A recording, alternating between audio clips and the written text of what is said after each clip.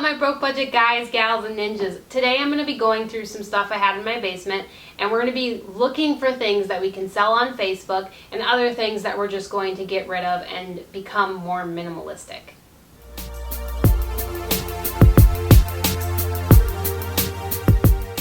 So one of the tricks that I use to figure out whether something is worth selling or not is based on if it's going to bring somebody else value. So a used notebook will not bring somebody else value, but something like a poster, for instance, like this one right here, would bring somebody else value. And so this would be something I would sell, and then a notebook I would just throw away and get rid of it. So one of the problems a lot of us face is the fact that we take everything that we used to own and we pack it up in boxes and store it in a basement or an attic or somewhere in the house, and we never look at it again. And that's part of a big problem of hoarding and stuff like that. You want to be able to go through your stuff and repeatedly go through your stuff instead of just storing it, because some of this stuff can bring other people value and you can make a profit off of it, and that will help with whatever kind of money situation you're in, whether or not you're saving for something or if you're trying to pay off debt or something like that. A lot of this will help.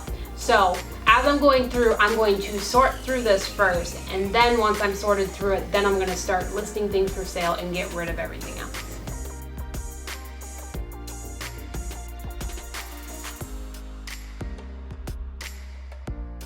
So when it comes to personal items, like this is a personal photo, obviously I can't sell this kind of thing. It's hard for me to get rid of it because it is something personal, and I keep thinking maybe I'll want to put it up on the wall someday. But sometimes the simplest answer for solving these kinds of things in order to get it out of the house, if it's obviously something you're not going to put up again, then the best thing to do is to either give it to a family member who will cherish it more than you, or to take a picture of it and upload the picture to a platform such as Facebook or another platform that holds pictures, and then just get rid of the physical photo.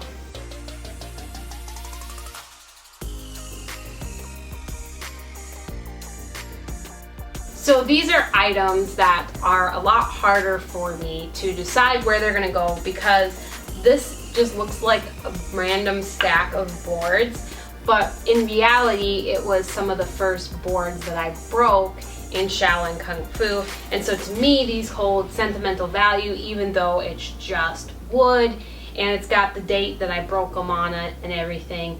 So this one's gonna be harder for me to decide what I do with it, because it's not really something you can display on a shelf. Sometimes it's just better to set it off to the side and decide later in order to not hold up the process.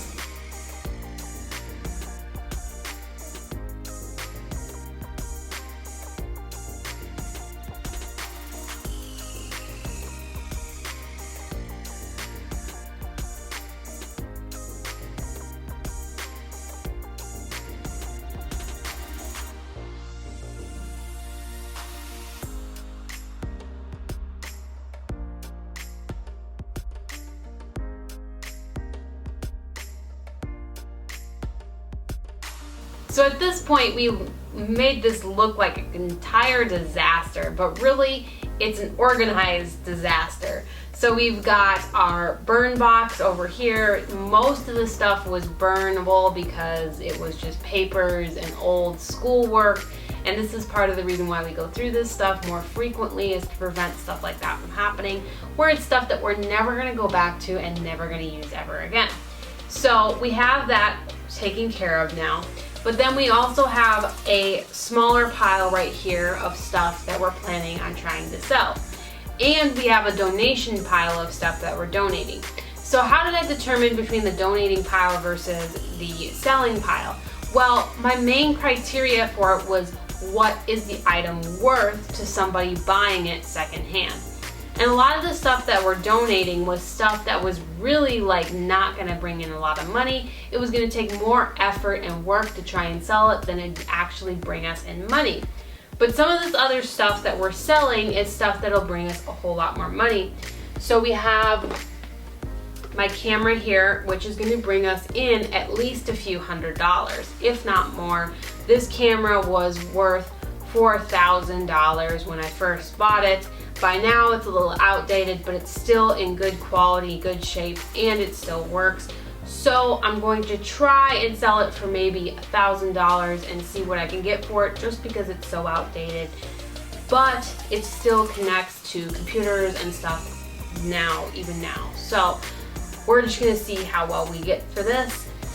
And then we have some other items and some decor items such as this, which I expect to get maybe $10 out of this. It's not a whole lot, but it's worth trying to sell, because $10 is still $10, and this will bring somebody else some joy, because I no longer have any use for this kind of thing. So I'm just kind of cleaning it off here a little bit so that it doesn't look as dusty, because it's been sitting in the basement for too long.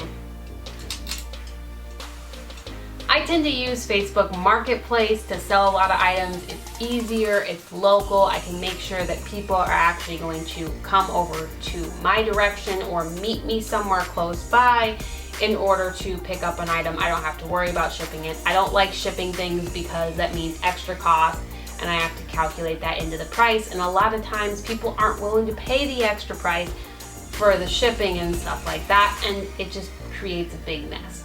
I have found that Facebook Marketplace is the most reliable one out of all of them.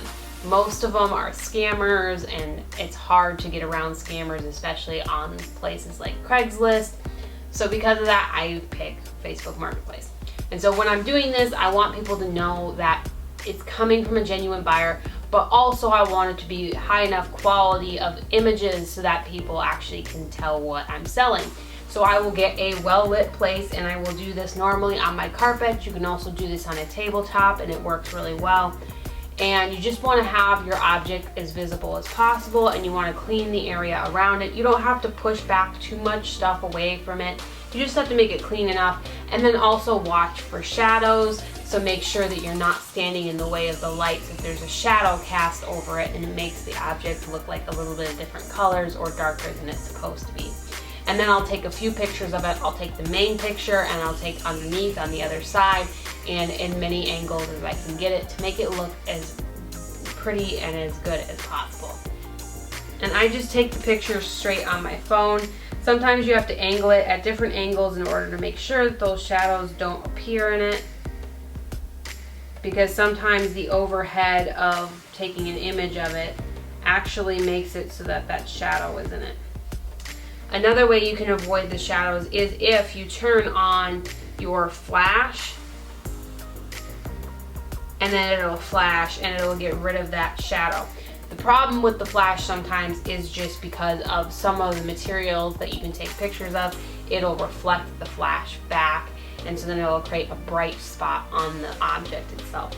So it really depends on the angle you can get it at and how you can get it. And I'll take as many photos of this as I need, and then I'll go back and look at them and figure out which ones I'm going to use and which ones I'm not going to use. So when I am posting to Facebook Marketplace, I go into Facebook, and then I click on Marketplace, and then I click on Sell. I want to sell an item. And then I add my photos, and I pick which photos I want to add. So I will pick the most attractive photo first, and then I will go from there. Because the first photo you choose is the one that's going to be the main photo that is visible in the marketplace.